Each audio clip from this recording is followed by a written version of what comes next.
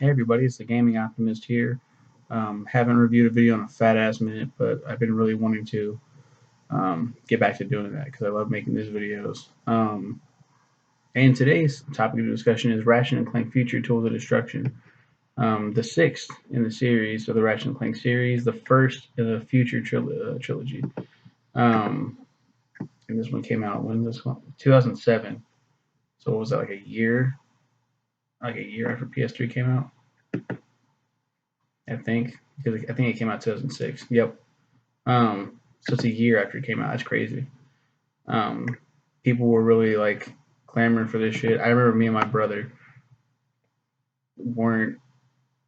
We were cool. We were okay because the last one we played was Deadlock, and we were like, "What was that? What was that shit?" And then the trailer for this dropped, and it had the "What a Wonderful World" rock cover, and we were like, "Oh my god!" The story. Ratchet and Clank are chilling in Kirwan, in Metropolis, the city of Metropolis, on planet Kirwan. They're working on a hovercraft. They get a distress call from Captain Quartz. They're fighting an army. They go through an army and they go and try to save Captain Quark from the evil Emperor Percival Tachyon, self-proclaimed crown prince of the Cragmites, who demands Ratchet offer his life to save the city. And then it turns out that Percival Tachyon like kills all the Lombaxes, but he doesn't really. He sends them to a different dimension. So they're not all dead, but it leaves Ratchet as like the sole Lombax of the Solana galaxy or whatever the fuck this place is. Um, I forgot the names of the galaxies. Who gives a fuck? Anyway, he has to fight this little piece of shit, Tachyon, who might just be like the worst villain in the entire series, the entire franchise. He's really shitty. Percival Tachyon, he's not scary. He's like Ripto from Spyro, but less fun. Like he's not fun at all. Um, and there's this thing. There's like Max Apogee. There's this explorer. Talon Apogee, his daughter, helps Ratchet. She's a pretty cool character. Um, oh, and the plumber returns. Like there's a bunch of shit that goes on in this game. And there's these Zoni that like this Legend of the Zoni that Clank is really into. It's like I really want to know what the Zoni's all about. They end up showing up, and they oh no he hears about the Zoni, and then the Zoni show up, and he can only Clank's the only one that can see the Zoni. The Zoni replace the Gadgetbots, which made me sad. And at the end, the Zoni show up, and everyone can see the Zoni. Like, wait, what the fuck? You're for real about the Zoni? And then they take Clank and they leave him. So now Ratchet has to go after Clank, leading to the next game.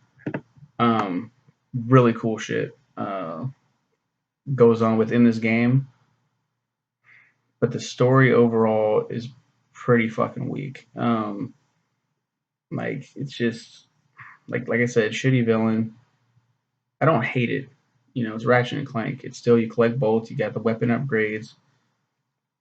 It's such a move. Like it's such a jump in like the graphics department in a weird way. Like it doesn't feel like the first three. The trilogy is so much better. It's hard to top.